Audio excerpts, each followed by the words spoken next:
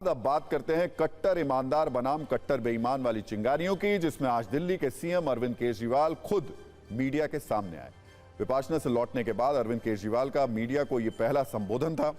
कल अरविंद केजरीवाल को शराब घोटाले में ईडी के सामने पेश होना था, जिसके बाद उनसे पूछताछ की जाती, लेकिन वो ईडी के सामने पेश नहीं हुए और चिट्ठी लिखकर ईडी से ही कई सवाल पूछ लिए।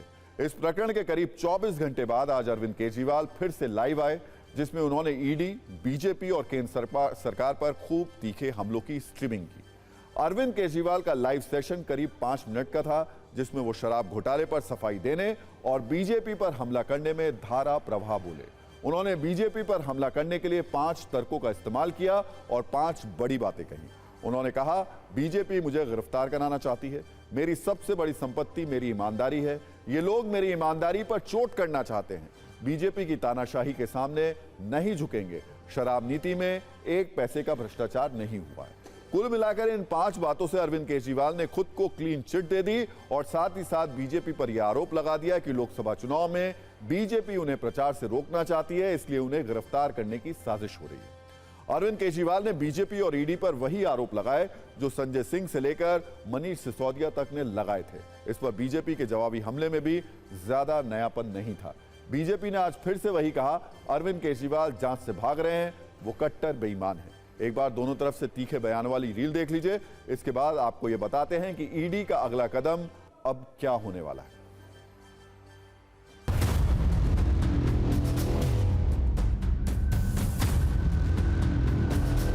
सीबीआई ने मेरे को 8 महीने पहले बुलाया था, मैं सीबीआई में गया था, उनके सारे जवाब भी दिए थे।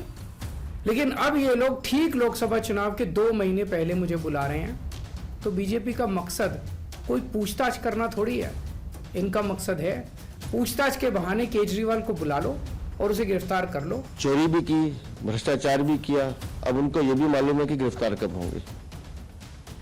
कानूनी प्रक्रिया चल रही है, जांच एजेंसी अपना काम कर रही है, इन्हें बता कर आएगी कि हम आपको गिरफ्तार करने आ रहे हैं। जांच एजेंसी ने आपको मौका दिया 1 बार, 2 बार, 3 बार कि आइए साक्ष्य रखिए, लेकिन आप बार बार कानूनी प्रक्रिया का उल्लंघन कर रहे हैं।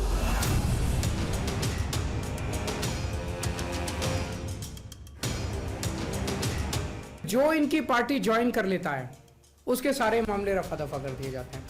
जो इनकी पार्टी में नहीं जाता वो जेल जाता है।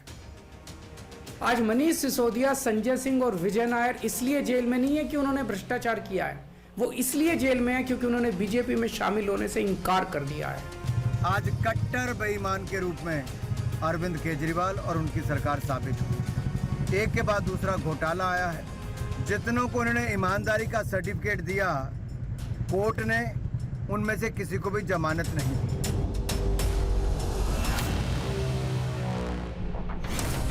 केजरीवाल जी का वहां जाने से बचना यह स्वतः प्रमाणित करता है कि उनको ये पता है कि वो इस जांच की आंच से बच नहीं सकते।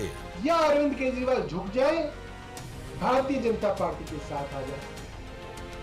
आज इसीलिए सारी एजेंसियां अरविंद केजरीवाल जी और उनकी पार्टी के पीछे पड़ी हुई।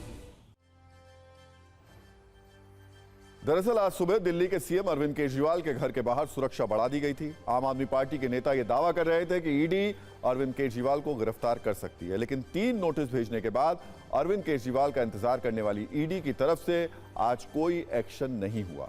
ऐसे में ईडी आगे क्या करने वाली है, इस बात के कयास भी लगाए जा रहे हैं। पर बड़ा सवाल यह कि ईडी अरविंद केजरीवाल से क्या पूछताछ करना चाहती है, ईडी के मन में क्या है, ऐसा क्या है जो ईडी अरविंद केजरीवाल से जानना चाहती है। TV9 भारतवर्ष की पड़ताल में यह पता चला है कि ऐसी 5 बड़ी बातें हैं जिसका जवाब ईडी अरविंद केजरीवाल से चाहती है। पहला, ईडी की जांच में यह आरोप लगा है कि शराब घोटाले के दौरान 338 करोड़ रुपए आम आदमी पार्टी तक पहुंचे, क्या इसमें सच्चाई है। दूसरा, आरोपी समीर महेंद्रू ने दावा किया है कि अरविंद केजरीवाल ने विजय नायर को अपना आदमी बताया था और उसे नायर पर भरोसा करने के लिए कहा था। तीसरा, क्या नई आबकारी नीति को लेकर मीटिंग अरविंद केजरीवाल के घर पर भी हुई थी, इस पर अरविंद केजरीवाल से सवाल पूछा जाएगा। चौथा, मनीष सिसोदिया के तत्कालीन सचिव सी अरविंद ने पूछताछ में बताया कि आबकारी नीति में 6% के मार्जिन प्रॉफिट को अरविंद केजरीवाल की मंजूरी से ही 12% किया गया था। यानी दावा यह कि आबकारी नीति बनाने में अरविंद केजरीवाल की भी भूमिका थी। इस पर ईडी अरविंद केजरीवाल का दावों और तथ्यों से सामना कराना चाहती है। पांचवां, नई आबकारी नीति को लेकर जो कैबिनेट बैठक हुई थी वो कैबिनेट बैठक मुख्यमंत्री द्वारा बुलाई जाती है। इसे लेकर भी ईडी की लिस्ट में कई सवाल हैं। इन तथ्यों पर ईडी अरविंद केजरीवाल से सीधे सवाल जवाब करना चाहती है, लेकिन 3 नोटिस के बाद भी अरविंद केजरीवाल पेश नहीं हो रहे हैं।